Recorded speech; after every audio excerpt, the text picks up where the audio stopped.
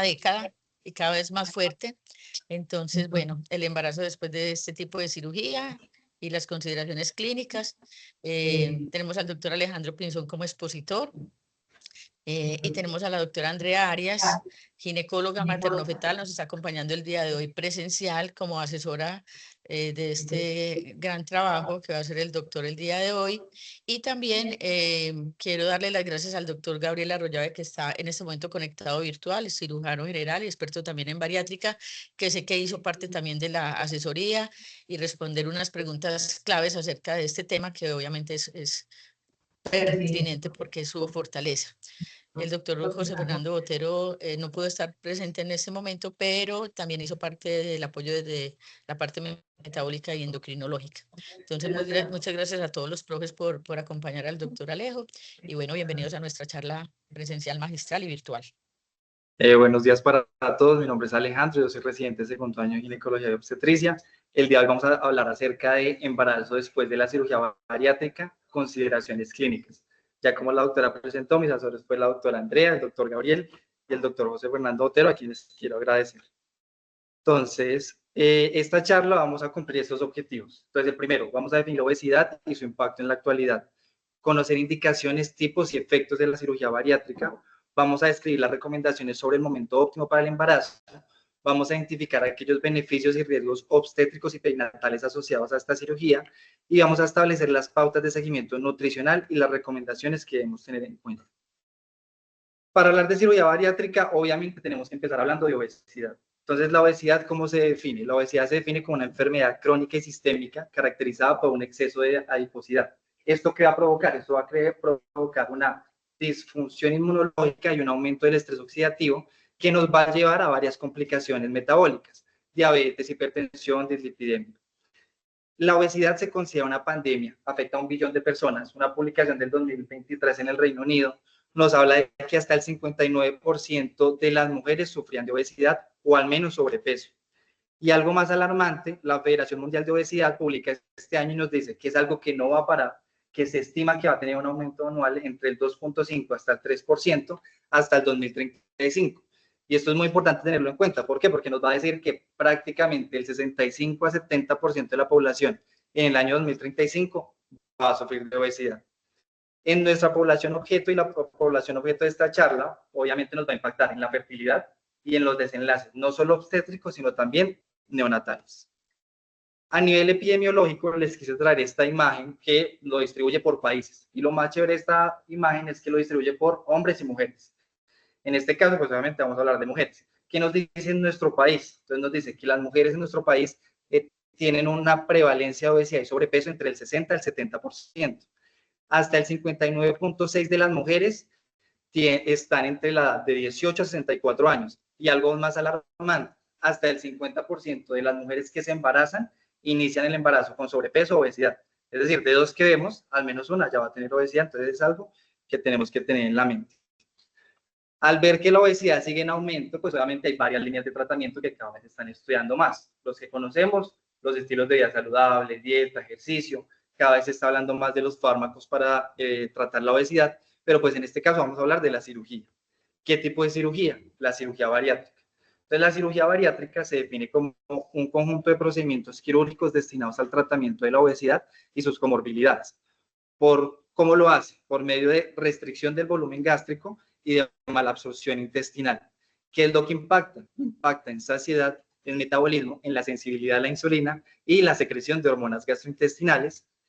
Hay que tener en cuenta que es el método más eficaz para lograr la pérdida de peso sostenida de más del 20% durante 10 años y la remisión de las complicaciones relacionadas con la obesidad.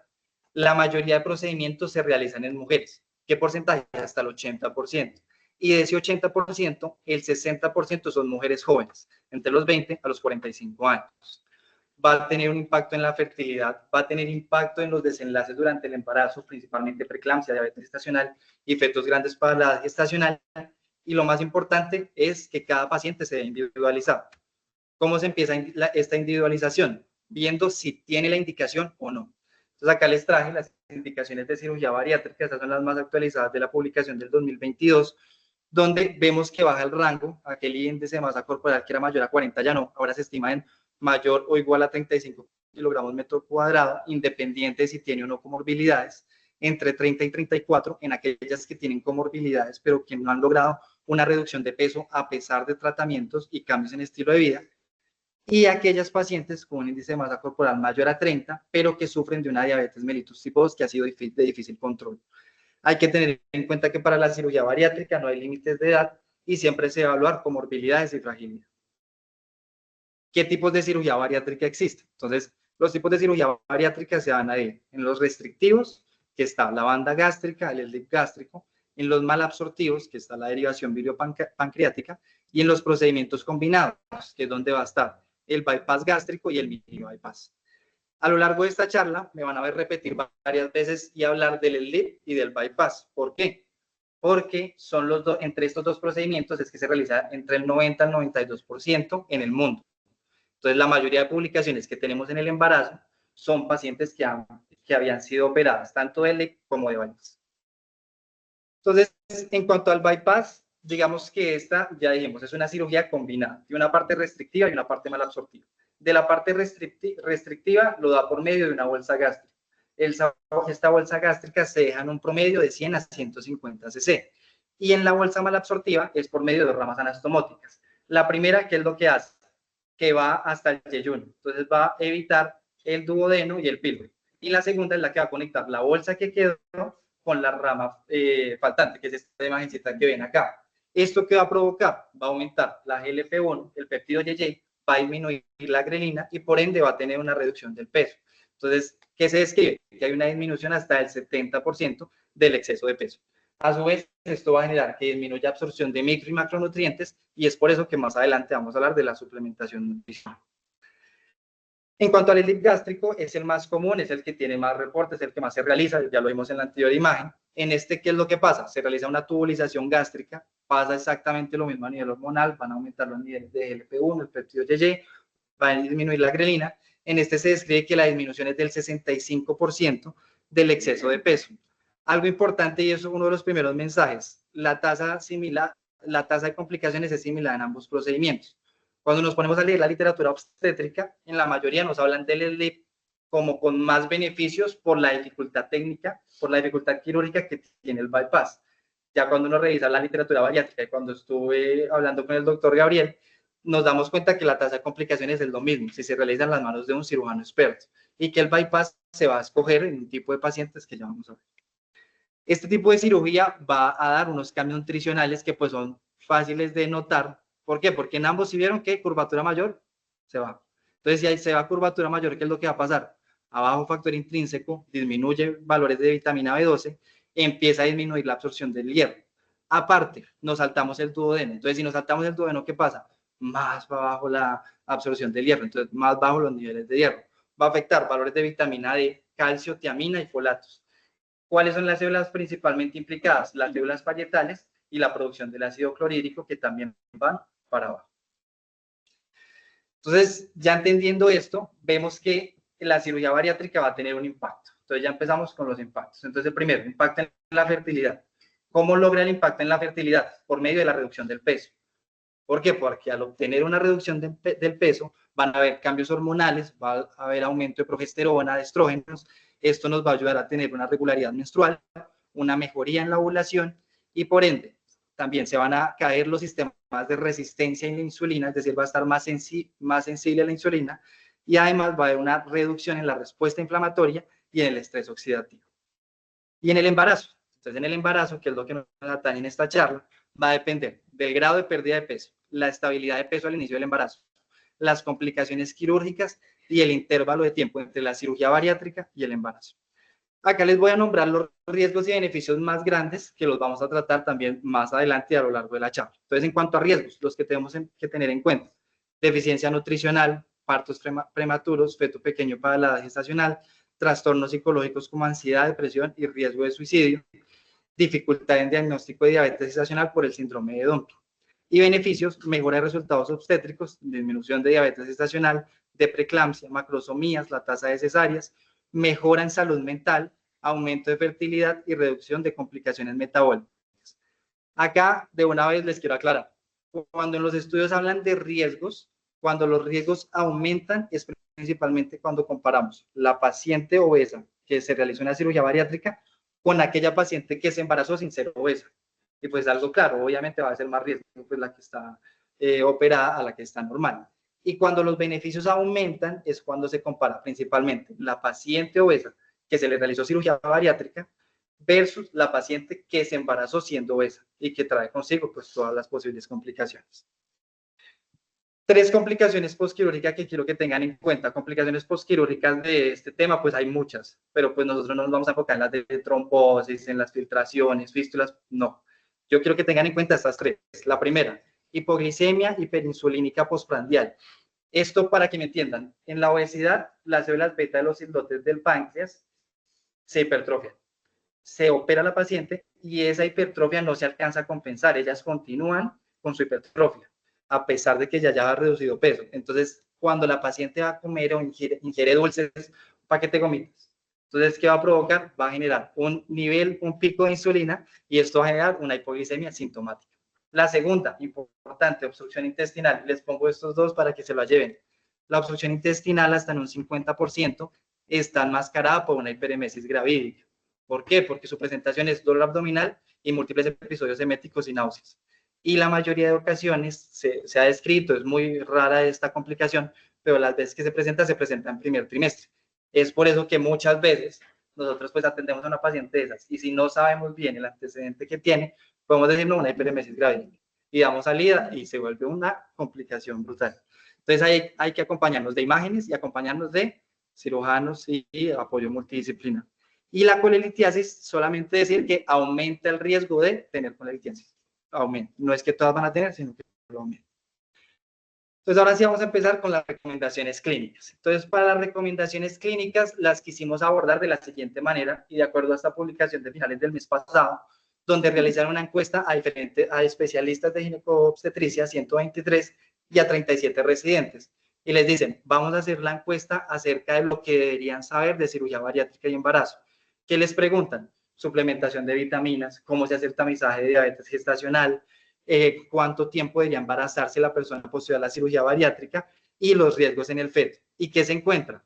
Que los riesgos en el feto, la mayoría los conocían, pero lo que tenía que ver con suplementación en intervalo de tiempo apropiado, la mayoría lo contestó mal. Y solo el 30% conocía cómo se debía hacer el diagnóstico de diabetes gestacional. Entonces acá claramente vemos la necesidad de capacitación y educación acerca de este tema. ¿Por qué? Porque la obesidad sigue en aumento. Las cirugías bariátricas van en aumento también. Por ende, si no sabemos cómo seguir a estas pacientes, ahí es cuando se nos van a complicar. Entonces vamos a responder la primera pregunta. ¿Cuándo queda en embarazo? O sea, aquí les traje el resumen de las guías más actualizadas, ACOG, la de la Sociedad Metabólica de Cirugía Bariátrica, el Royal College y este consenso de recomendaciones del Reino Unido, Países Bajos y Rumania, donde nos dicen, vean, hay que retrasar el embarazo mínimo 12 meses. Lo ideal que se embarace a los 18, pero todos nos dan ese rango entre 12 y 24 meses. El Royal College es el único como más permisivo que dice, vea, si usted puede estabilizar el peso y no tiene deficiencia nutricional, tiene una paciente que ya es muy mayor, pues no la ponga a esperar tanto, que se embarace antes, sabiendo que las complicaciones pueden llegar a aumentar. ¿De dónde saben estas fechas? Entonces les traje 3 estudios que son los más representativos para la respuesta a este, y es en el 2016, la revista de cirugía bariátrica trató de estudiar cuál era el momento óptimo para quedar en embarazo posterior a la cirugía. Ellos, ¿qué se dieron cuenta? Que la pérdida máxima de peso sea entre los 8 a los 12 meses. Entonces dijeron, vea, se podría llegar a embarazar uno antes de los 12 meses, después de los 8. Pero ¿qué pasó? Aumento de complicaciones, bajo peso al nacer y parto prematuro. Entonces ellos nos dicen, vea, necesario el uso de métodos anticonceptivos posterior a la cirugía para considerar la estabilización del peso y corrección de deficiencias nutricionales. En una publicación del 2021 se evalúan 196 mujeres. De estas 196, 23 quedan embarazadas en los primeros 6 meses. ¿Y que se encontró? Que estas que se embarazaron tenían una relación de 3 veces mayor riesgo de presentar feto pequeño para la gestacional, bajo peso al nacer y por ende aumento de parto prematuro y todas las complicaciones que eso acarrea. Ingreso a unidad de cuidados intensivos neonatales, necesidad de mayor tiempo hospitalizado, entonces es un problema. Entonces ellos nos dicen, ya, se recomienda retrasar la concepción durante el periodo postoperatorio muy temprano y necesario los métodos anticonceptivos. Y uno de los estudios más bonitos, que es este publicado en la Ipsos en el 2021, entonces este trató de evaluar los resultados neonatales y del embarazo por intervalo entre la cirugía y la concepción. ¿Y qué hizo? Este fue un estudio de cohorte multicéntrico realizado en Países Bajos y cogió 3 grupos. Entonces, el primer grupo era las que se embarazaban antes de los 12 meses. El segundo, las que se embarazaban entre los 12 y los 24. Y el tercer grupo, las que se embarazaban después de los 24 meses. Les hicieron seguimiento a los desenlaces tanto maternos como neonatales, como al aumento de peso gestacional que presentaban estas pacientes. El aumento de peso ellos lo valoraron entre 5 a 9 kilogramos durante todo el embarazo. ¿Y qué se dieron cuenta? Que en el grupo temprano se asoció con una menor edad gestacional, con un momento temprano del parto, es decir, nacían de menos semanas, con una menor ganancia de peso gestacional y un menor peso neonatal al nacer. Esto que los complejaba, que había mayor cantidad de partos prematuros en el grupo temprano. Entonces, este grupo temprano era el que peor le iba, claramente. Entre el grupo medio y el grupo después de los 24 meses, digamos que no había una diferencia como tal. Entonces, acá ya somos claros. Evitar el embarazo los primeros 12 meses después de la cirugía. Lo ideal, los 18, pero el tiempo que nos llevamos en la cabeza, 12 a 24. Vimos que todos los estudios nos dicen no las embarazar antes de los 12 meses. Inicia el método anticonceptivo. ¿Qué método anticonceptivo? El que quiera, menos orales. ¿Por qué? Porque va a haber una alteración en la absorción. Si usted le da orales, no sabe qué cantidad de medicamentos llega, entonces no le va a hacer el objetivo que usted quiere. Entonces, lo ideal es que no se den orales, sino el que quieran. Lo que más recomiendan los dispositivos. Diferencias de acuerdo a la cirugía. Entonces, no hay un consenso único, hay tendencias en cuanto a seguridad y tratamiento. Digamos que uno lee y dice, el LIP, la gente los cirujanos bariátricos lo recomiendan más cuando hay problemas mecánicos, como el síndrome de apnea y hipopnea del sueño. El bypass gástrico es el preferido principalmente en comorbilidades metabólicas con una diabetes mellitus mal controlada. Y el mini bypass, ya digamos, hay algunos reportes, pero muy poquitos en lo que tiene que ver con embarazo. Entonces, lo primero, individualizar. Entonces, aparece esta publicación del 2021 donde tratan de revisar los resultados en el embarazo, resultados maternos y neonatales, después de los diferentes tipos de cirugía bariátrica. Este fue un estudio observacional prospectivo, se hizo en 200 centros y eran 3 procedimientos. Entonces, la banda gástrica, que cuando vimos en los tipos también estaba ahí con el LIP, pero la banda gástrica ya está muy en desuso a partir como del 2004, ya cada vez van bajando más los procedimientos, el LIP y el bypass. ¿Y qué se encuentra? Que primero, la banda gástrica era donde se producía mayor ganancia de peso. ¿Por qué? Porque era la que tenía menos tasa de eficacia ya cuando se embarazaban. Ustedes saben que la banda gástrica sí es un método reversible. Entonces, cuando se embarazaban, se pasaba 2, 3, 4 años, pues ya van a tener menos eficacia y por ende van a tener mayor ganancia de peso. ¿Qué se encontró? En cuanto a diabetes gestacional, claramente es una diferencia significativa en que disminuye en aquellas pacientes en que se realizaba bypass en comparación a la banda gástrica. En cuanto a anemia, entonces, así como nos da un beneficio como lo es disminuir la diabetes gestacional, también tenemos que ser más cuidadosos porque hay más riesgo de anemia en estas pacientes de bypass que en las pacientes con banda gástrica. Entre bypass y el LIP, por el momento, no hay diferencias. En cuanto a complicaciones quirúrgicas, la que tuvo más complicaciones quirúrgicas fue el bypass. ¿Por qué? Porque es el procedimiento mayor. Pero estas complicaciones quirúrgicas dio diferencia significativa, pero cuando vamos al número, fueron 9 de 108 procedimientos. Y de estas complicaciones mayores solo fueron 3. Entonces, pues es algo que no nos va a preocupar. Y ya en cuanto a resultados neonatales, entonces en resultados neonatales vemos que los fetos que eran más grandes para la edad gestacional eran aquellos que estaban en pacientes con banda gástrica, por lo mismo, porque la banda gástrica va perdiendo su eficacia. Por esta pérdida de la eficacia fue un aumento, una ganancia de peso excesiva o una disminución de peso excesiva y va a generar alteraciones en peso fetal, que es uno de los resultados neonatales que más nos interesa. Entonces, ¿qué se definió? Que el bypass gástrico se asoció con mayor riesgo de complicaciones quirúrgicas y anemia materna, pero ¿cómo se controlaba? Pues dando la suplementación de hierro y siguiendo a la paciente para evitar esas complicaciones. Que los recién nacidos de mujeres con bypass gástrico tuvieron un peso al nacer más bajo, porque eran las que menos ganaban peso, que es algo también obvio, pero no se complicaron. Eran fetos pequeños para la gestacional, pero nacieron sin complicación. Y que existe un mayor riesgo de parto prematuro y de fetos grandes para la gestacional en las pacientes que eran antecedente de banda gástrica. Entonces, hasta el momento, no existe consenso para aconsejar un tipo de cirugía, pero sí es claro que a día de hoy, al igual que los procedimientos que más se están realizando, es el LIP y bypass. Entonces, vieron que ahorita hablé mucho de la ganancia de peso. Entonces, esta publicación del 2023 nos habla acerca de la ganancia de peso comparando el bypass gástrico y el slip gástrico. Entonces, cuando lo comparan con mujeres que no hayan tenido cirugía, pues obviamente las mujeres con cirugía tuvieron menor aumento de peso que aquellas que entraban y se quedaban embarazadas sin ningún antecedente quirúrgico, sin ninguna complicación. Pero cuando las comparaban entre ellas, no había ninguna diferencia. Entonces, los dos procedimientos los vamos a tratar igual, ambos van a necesitar suplementación, en ambos tenemos que estar pendientes de complicaciones. Entonces, ustedes me dirán, bueno, ¿y cuál debe ser la ganancia de peso? Este es uno de los temas más debatidos, digámoslo de alguna manera. Entonces, si uno va y lee y el bypass, el LIP, le dice, vea, si está en menos de 30 kilogramos metro cuadrado, puede aumentar hasta, ahí dicen, 11 a 20 kilos. Y en el LIP de 9 a 14 kilos. Ya cuando uno se va y se lee los estudios, las cohortes, es imposible que usted aumentar tanto de peso a una paciente con antecedentes de cirugía bariátrica. Entonces, ¿qué se llega y cuál es la recomendación? Que la ganancia sea entre el 2 y 9 kilogramos. Y eso que 9 ya nos estamos yendo mucho.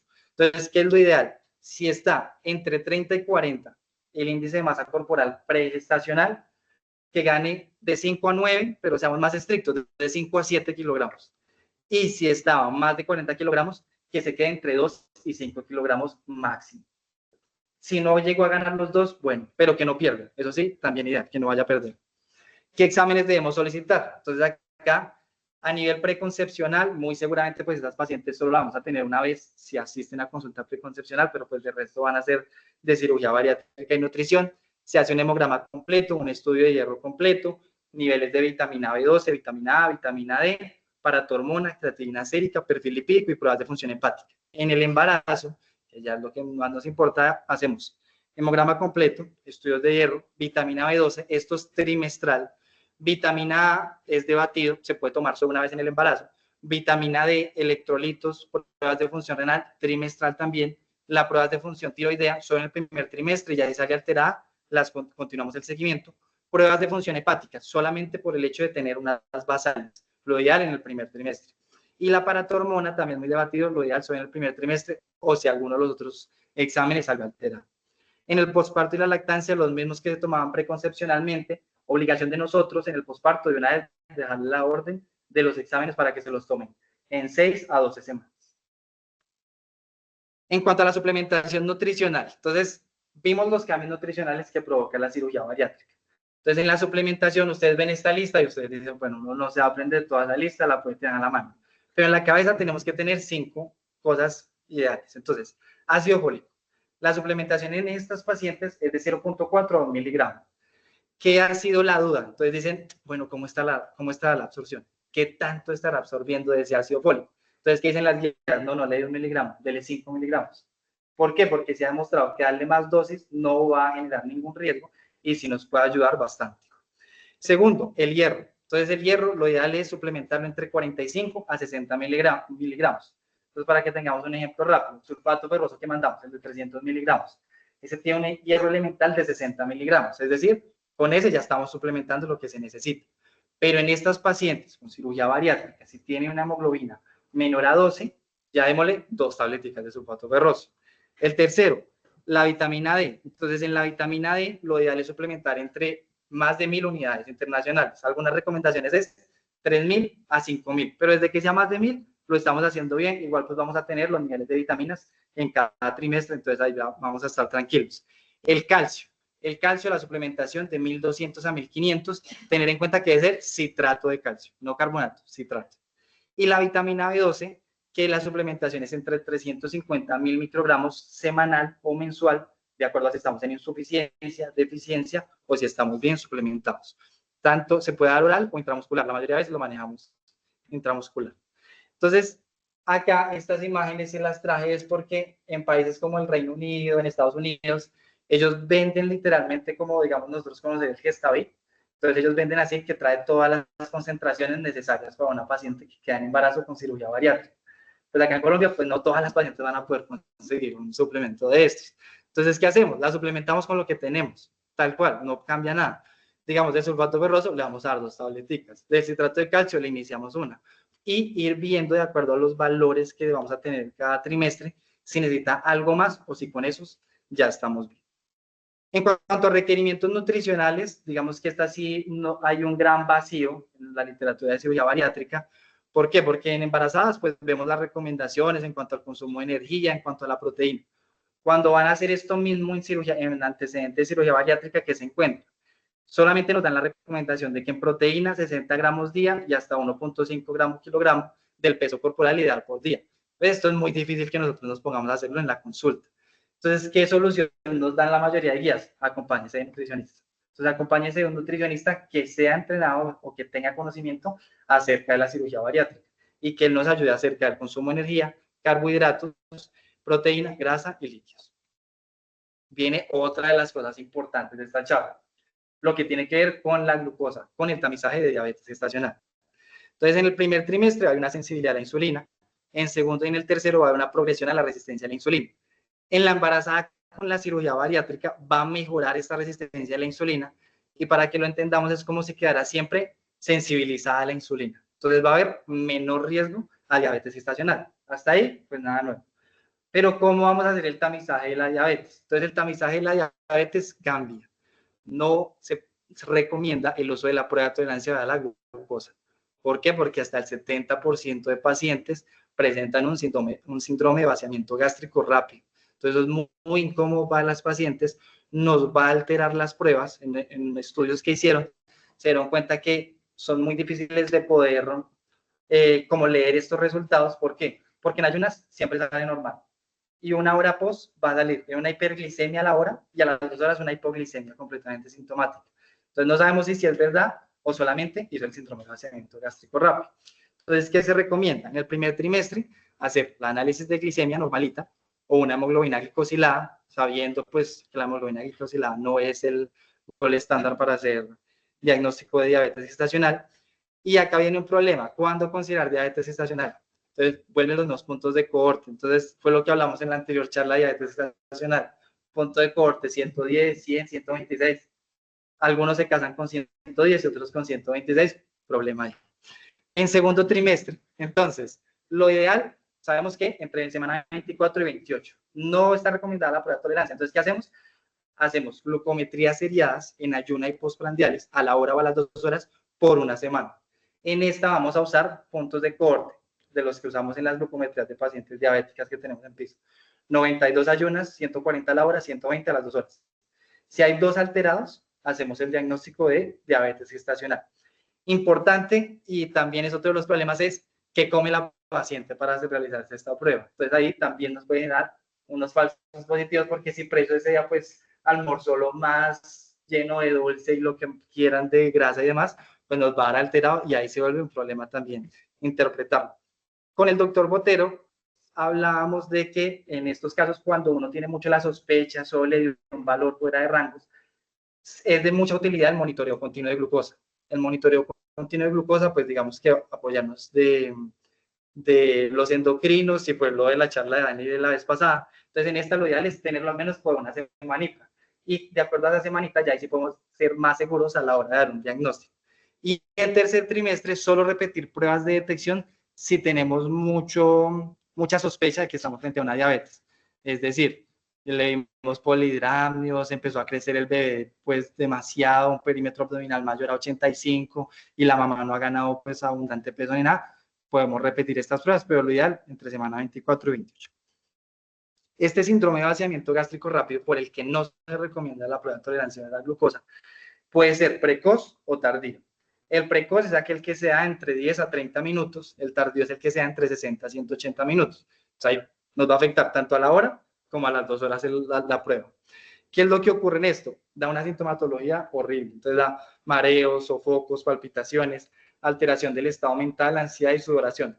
Por eso es que todas las guías recomiendan ustedes van a ver casos y digamos en consulta se veía. Entonces llega la paciente, no, me hicieron la prueba de tolerancia a la glucosa, no la soporté, vomité todo, y uno ve la historia, no se realiza el tamizaje de diabetes gestacional por no tolerancia a la prueba de tolerancia a la glucosa. No, ten en la cabeza que hay otras formas de hacerlo, como las glucometrías seriadas. Ya para irnos a riesgos y beneficios, entonces volvemos a los mismos riesgos y beneficios que nombramos al principio, pero ya siendo más claros en que los principales beneficios van a ser diabetes gestacional, preeclampsia y disminución de trastornos hipertensivos asociados al embarazo. Y las mayores desventajas o mayores riesgos que hay que tener en la cabeza es la anemia, la anemia ferropénica, pero gracias a Dios pues es muy fácil de manejar. Entonces en esta publicación de este año, ellos tratan de describir el tipo de cirugía bariátrica y analizar los resultados maternos y fetales en relación a controles, que se encuentran más de lo mismo. Es completamente significativo la disminución de la diabetes gestacional y de la preeclampsia cuando comparamos una paciente postoperatorio bariátrica con una paciente que entra al embarazo siendo obesa. Y esta imagen se las traje no para que volvamos a repetir todo lo de que los riesgos, beneficios y más, sino principalmente por esta parte, los resultados a largo plazo. Entonces, esto es lo más importante. Estas pacientes que se embarazan después de una cirugía bariátrica van a tener mejores resultados a largo plazo. No solo ella, también el bebé. ¿Ella en qué? Va a tener menos riesgo después de ser diabética, va a tener menos riesgo de enfermedades cardíacas y lo más importante es que el bebé va a tener menos complicaciones y menos trastornos metabólicos en infancia y adolescencia. Yo creo que eso ya lo hemos leído, que cada vez hay más estudios que nos dicen el hijo de una mamá diabética muy seguramente va a tener disfunción metabólica en la infancia y en la adolescencia y esto va a impactar pues gravemente hacia ellos porque va a ser toda una vida de complicaciones. Este estudio publicado en el 2023 tal vez es uno de los mejores estudios en lo que tiene que ver con cirugía bariátrica. ¿Por qué? Porque ellos evaluaron el balance riesgo-beneficio asociado con la cirugía bariátrica en relación con resultados obstétricos neonatales e infantiles. Ellos tomaron 53.813 mujeres con parto entre enero de 2012 y diciembre de 2018, pero lo chévere de este estudio es que cada mujer fue su propio control. ¿Por qué? Ellos estaban cogiendo una cohorte para ver resultados de la cirugía nomás. Entonces, de resultados de personas obesas quedando embarazadas. Entonces, eran señoras que se quedaban embarazadas con un índice de masa corporal de 32, de 34, ya, le hacían su seguimiento. ¿Qué pasó? Que muchas de estas siguieron aumentando de peso en el posparto y las tuvieron que llevar a cirugía bariátrica. Cuando volvieron al mismo centro dijeron, bueno, comparemos cómo cambia la misma paciente teniendo un hijo siendo obesa y teniendo un hijo posterior a la cirugía bariátrica. Y aparte, les hacen seguimiento durante 2 años en el posparto y le dan seguimiento al niño durante 2 años. ¿Qué se encontró? Lo primero, lo que ya sabíamos, pues que el feto pequeño para la edad gestacional era más frecuente encontrarlo después de la cirugía bariátrica que antes, pero que el feto grande para la edad gestacional, la macrosomía y las complicaciones relacionadas a diabetes eran más relacionadas con antes del embarazo, antes de la cirugía bariátrica que después.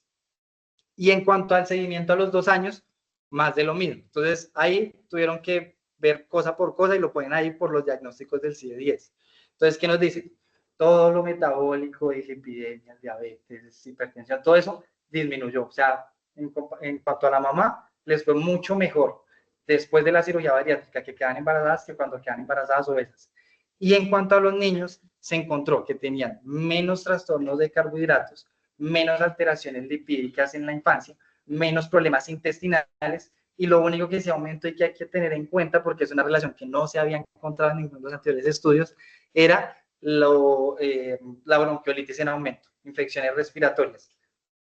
Una asociación que se hace de pronto porque nacían más bajitos de peso sin ser pues menores a 2.500 o sin ser prematuros, pero digamos que eso es algo que sí hay que seguirlo estudiando porque se encontró esta asociación. Entonces, principalmente en cuanto a la relación riesgo-beneficio asociada con la cirugía, es muy favorable para las embarazadas y los recién nacidos, pero tener en mente esa asociación que se encontró y es el aumento de las insuficiencias respiratorias y los problemas respiratorios los 2 primeros años. Hay que estudiarlo y ya de pronto en 2 años estaremos hablando de eso nuevamente. Resumen de riesgos y beneficios. Entonces, con las indicaciones adecuadas, siempre la balanza va a ir más hacia beneficios.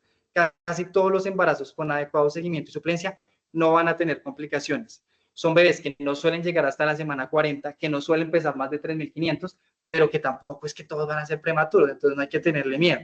Y que la anemia ferropénica es la principal manifestación en la gestante y por eso la debemos tratar. Y la salud mental. Ustedes me vieron que tanto en riesgos como en beneficios hablé de ansiedad, de depresión, de ideas de suicidio. Entonces, en esta revisión sistemática del 2023, ellos se hacen la misma pregunta y dicen, bueno, no, cojamos toda la literatura que haya y vamos viendo qué, o sea, el riesgo es beneficio o qué es lo que pasa. Y que se dan cuenta.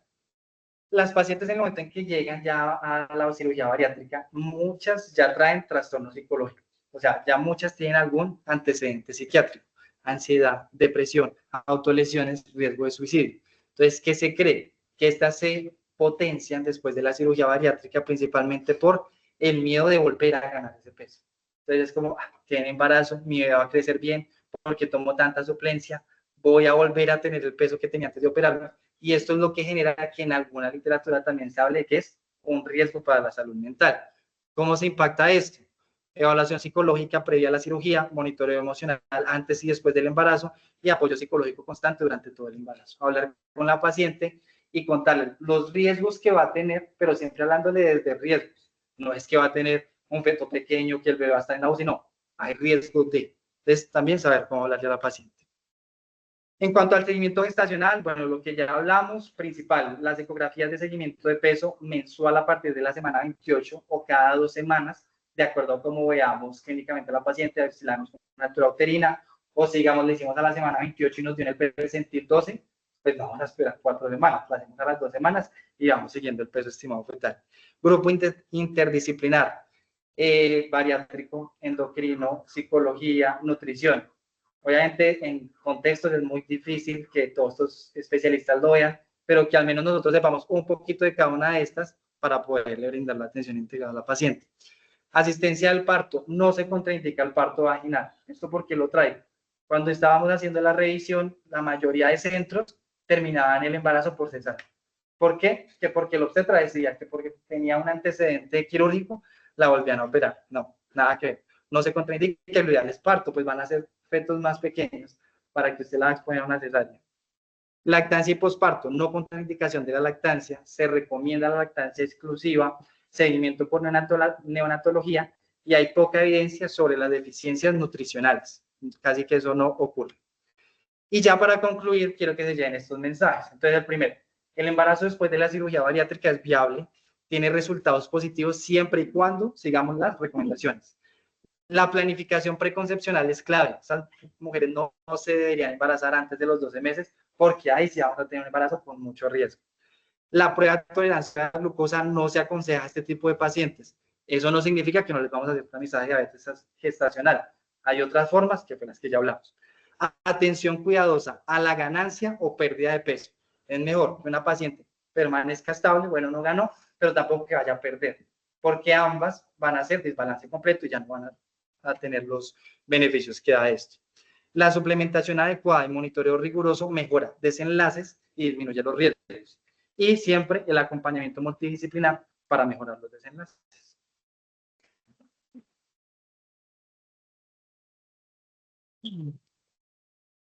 Muchas gracias, doctor Alejo, por tu desarrollo del tema de la presentación, de darnos ese paso a paso y hacer un tema como de fácil, digamos, comprensión y que estuviéramos muy atentos en su desarrollo.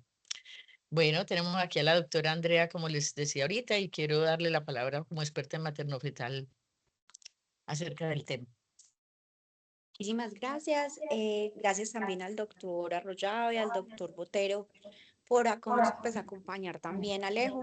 Pues yo le había ya dicho a Alejo que me parecía que hizo una muy buena revisión, tocar los puntos clave, sobre todo para nosotros como ginecobstetras, es supremamente importante.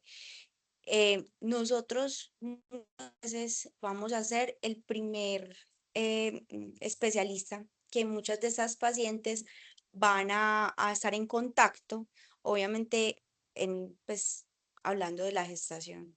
Entonces, hay muchas dudas que podemos resolver con esta información. Ejemplo, el tema de si o no hacemos la prueba de tolerancia a la glucosa, el tema de las complicaciones, tomar, por ejemplo, una de las cosas que hablábamos con Alejo, el tema de las complicaciones me parece muy importante, porque tan fácil como tan difícil que es identificar, por ejemplo, una obstrucción intestinal en estas pacientes en el primer trimestre. Si no sabemos que tienen ese antecedente, no lo vamos a tomar en cuenta. Lo que no sabemos, no diagnosticamos, ¿cierto? Entonces, quiero felicitar a Alejo. Me pareció una excelente charla y muchas gracias pues, a todos los asistentes. Gracias, doctora Andrea. Doctora Arroyave,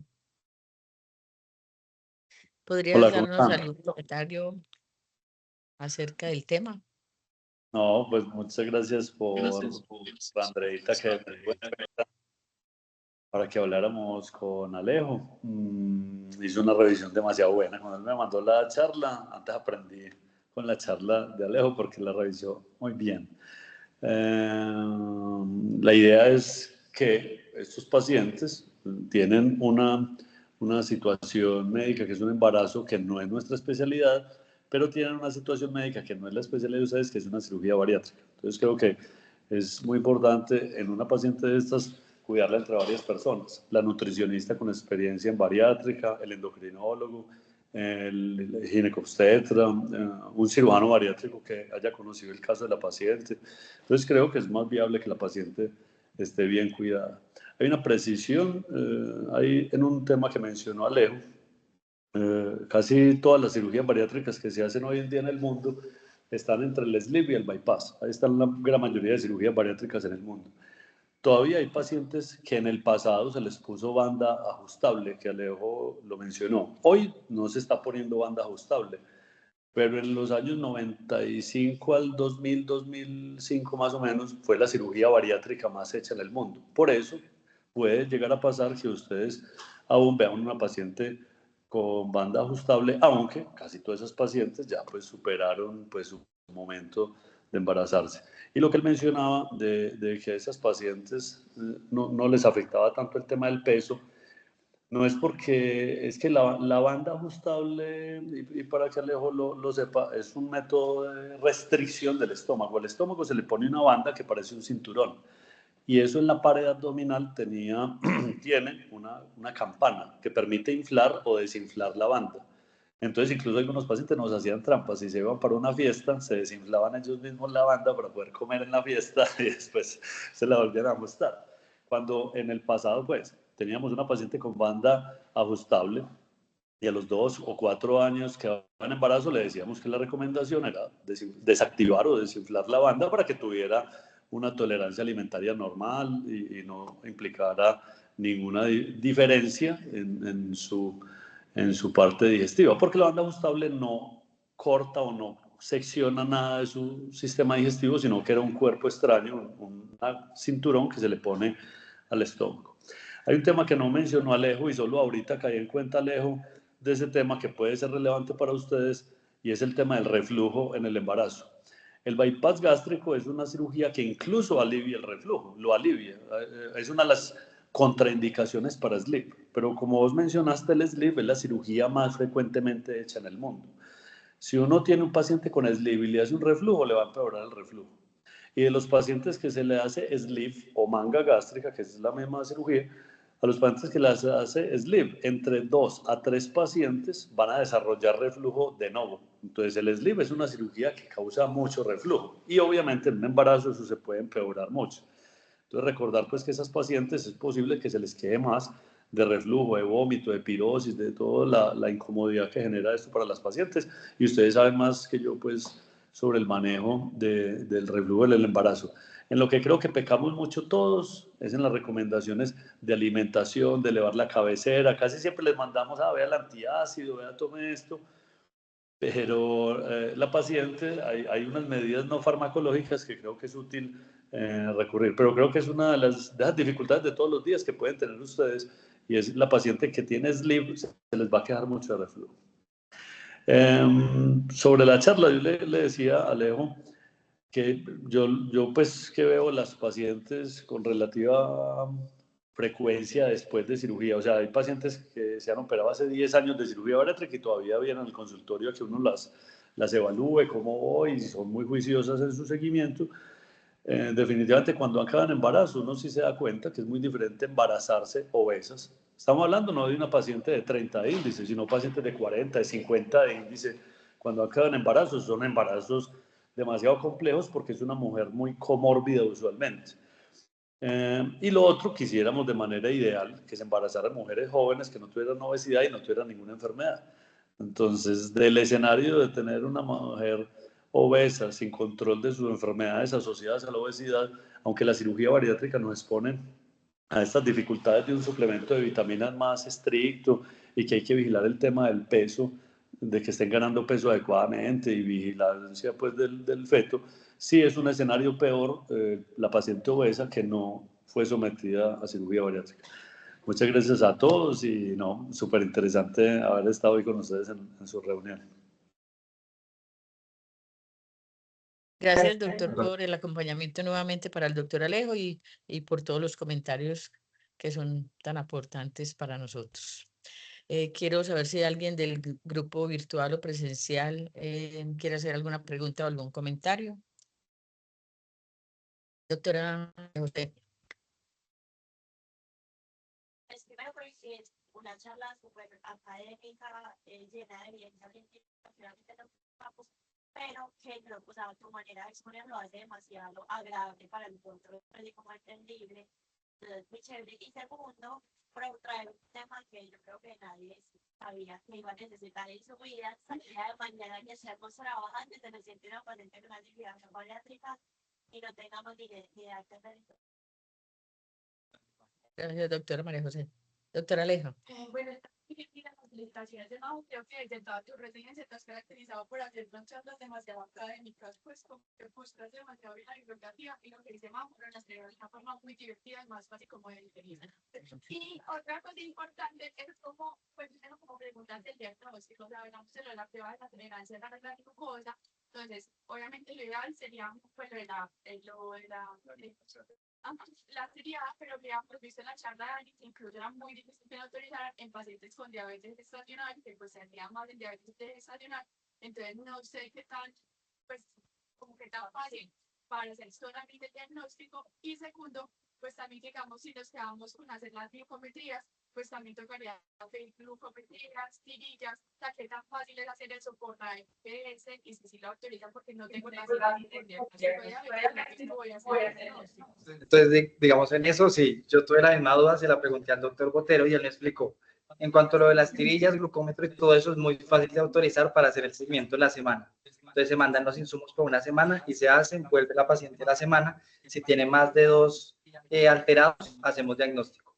Y en cuanto al monitoreo continuo de glucosa, es un poco más difícil. Él me decía que, digamos, ellos allá lo hacen, pero porque endocrino ahí mismo lo ve, es un poco más difícil la autorización, pero digamos que él, con las pacientes que tiene ahí en la bolivariana, entonces las pacientes que lo requieren, él las ve, les manda el monitoreo continuo de la glucosa, lo autorizan medianamente rápido, pero pues porque él es el que manda en esa parte de monitoreo, y ahí les hacen el seguimiento los 7 días, pero en cuanto al monitoreo, sí, digamos, para nosotros sería algo mucho más difícil en tema de... Yo le respondo ahí. Para nosotros es complicado, inclusive para el materno fetal.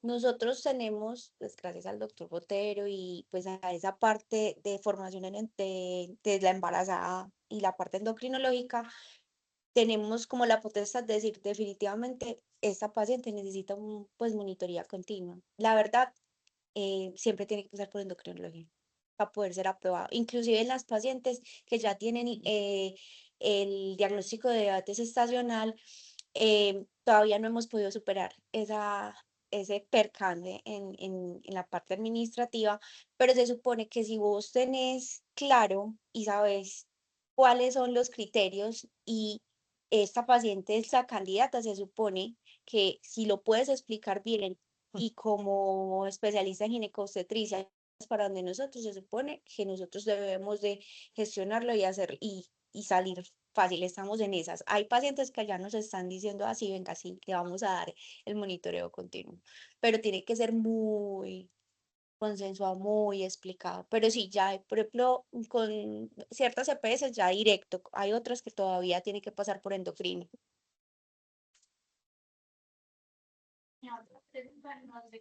Pues como los suplementos es demasiado, pues, si tiene lactancia, o sea, como hasta cuando como los suplementos tan...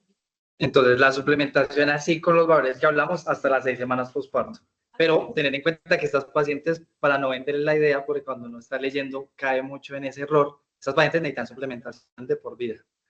Cambian las dosis, pero las de nosotros hasta 6 semanas postparto. Yo también quería hacer como una pregunta con relación a, decías, el efecto como que se ve más frecuente es como la anemia, ¿cierto? Como un secundario A. Y sabemos que dar, por ejemplo, un sulfato ferroso tampoco es adecuado dar más dosis de lo normal porque no se va a absorber. O sea, usualmente lo que recomiendan incluso los hematólogos, un sulfato ferroso y no da para más los efectos colaterales de tomar el hierro, o sea que por los dos lados es inadecuado dar mucho hierro porque no se va a lograr el objetivo. Entonces, el punto de corte para hablar de hierro parenteral en estos pacientes. Entonces, eso es algo que está debatido también, pero el punto de corte que más usa, digamos, la Royal College fue 9.5. Ellos dicen, menos de 9.5 iníciele parenteral. ¿Por qué? Porque ya darle 2, 3 tabletas, pues es algo que no se puede. Pero el punto de corte que nos dan es 9.5. Hay unas publicaciones australianas y de Países Bajos que nos hablan de 9. Entonces, digamos que podríamos redondearlo entre 9 y 9.5 y ahí estaría para iniciar. De pronto ese hierro es más fácil de que lo tramiten a los pacientes. Ya hay mucha facilidad. Y pues el cálculo de la dosis, la aplicación, ya la mayoría de los servicios de urgencias que tienen maternas, acá en el Hospital General, en la Clínica del Prado, en Bolivariana, en la Clínica Sommer, ya saben cómo se maneja, cómo se pone, pero si usted quiere ser muy juicioso y quiere estar pendiente, que le pongan las cosas como quiere su paciente, usted hace el cálculo, dice cuántas ampollas, en cuánto se diluye. Por lo general son pacientes pues que tienen que estar en el servicio de urgencias vigilada por el tema de las reacciones asociadas al hierro parenteral. Entonces, pues la mayoría de los servicios de urgencias los dan, pero usted puede poner ahí diluir en tanto, lento, pasar a 30 minutos, atentos a estas posibles efectos adversos, que lo más que todo, pues lo que puede dar son rash y en algunas ocasiones sangre. Y que es importante también que no llevar a una paciente pues ya un parto con una anemia, pues porque las complicaciones ya sabemos que son importantes tanto materno como fetal, ¿cierto? Entonces, están muy pendientes sobre todo de este hierro para estos resultados y sabiendo que es un efecto importante del proceso. Y la vitamina B12, no olvidarse. Esa suplementación es súper fácil y puede que hace poquito tuvimos una paciente así, inclusive yo le pasé ese caso a Alejo, en su gestación anterior, en mi índice de masa corporal como de 45. Y hizo una preeclampsia, todas las complicaciones habidas y por haber, inclusive tuvo un óbito fetal. En este va súper bien, pero cuando llegó donde mí, que llegó ya tardíamente, llegó como a las 20 semanas, nadie le había pedido los niveles de vitamina B12, los niveles de los otros micronutrientes. Y claro, cuando fuimos a ver, nosotros todos nos quedamos como, ¿será que este sí es el nivel de vitamina B12? Tenía un nivel de vitamina B12 así, una cosa absurda. Una cosa absurda y todo el mundo decía, pero si es ese, sí, si era ese. Era como un nivel como de 100, algo así, algo muy bajito para ese momento. Entonces, no olvidar también esa suplementación. Bueno, ¿alguna otra pregunta o comentario? Bueno, doctora Andrea, doctora Royave, doctora Alejo, muchas gracias por acompañarnos, por la presentación. Aprendimos bastante, desarrollaste muy bien tu charla y bueno, gracias a los virtuales también por estar presente. Feliz día para todos. Gracias, feliz día. Chao.